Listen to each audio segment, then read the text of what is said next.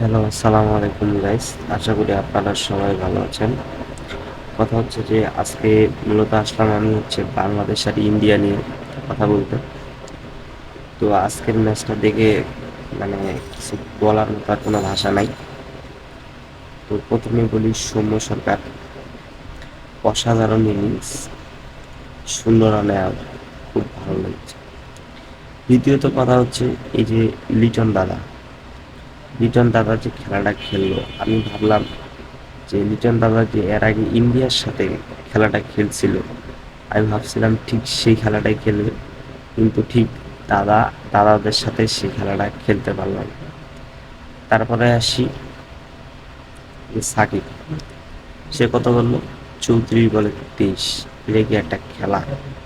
আপনারা বলেন, এটা কি এদের কাছ থেকে আমরা আশা করছি?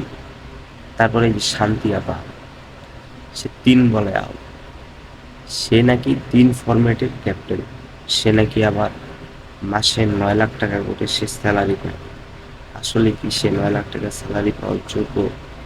এই যে মাহমুদুল্লাহ রিয়াদ, এই যে বুড়া বুড়া লোকটা, প্রত্যেকটা ম্যাচে ধারাবাহিক সে পারফর্ম করেই আছে।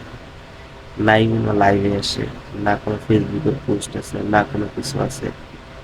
যিনি সাইলেন্ট কিলারের মতোই কাজ করে যাচ্ছে।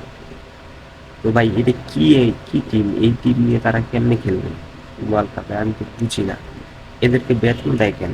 সরকারকে তো উচিত যে এদের যেন বেতন যেন আটকায় দেওয়া হয়।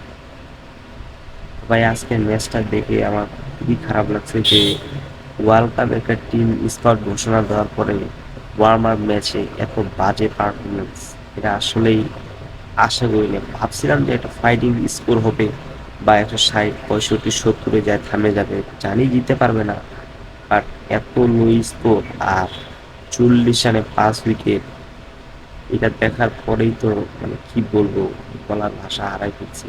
এই যে তানজিদ তামিম, সে 3টা না 4টা লাইফ পায়ও সে একটা ভালো একটা ইনিংস উপহার দিতে পারলো না। তো এদের কাছ থেকে আমরা কি আশা করি? এরা বরাবরই আমাদের ইমোশন নিয়ে খেলে। সো এদেরকে নিয়ে বলার কিছু নাই। পাবন দাদাকে বলবো যে এদের যেন বেতনটা যেন আটকায় দেওয়া হয়।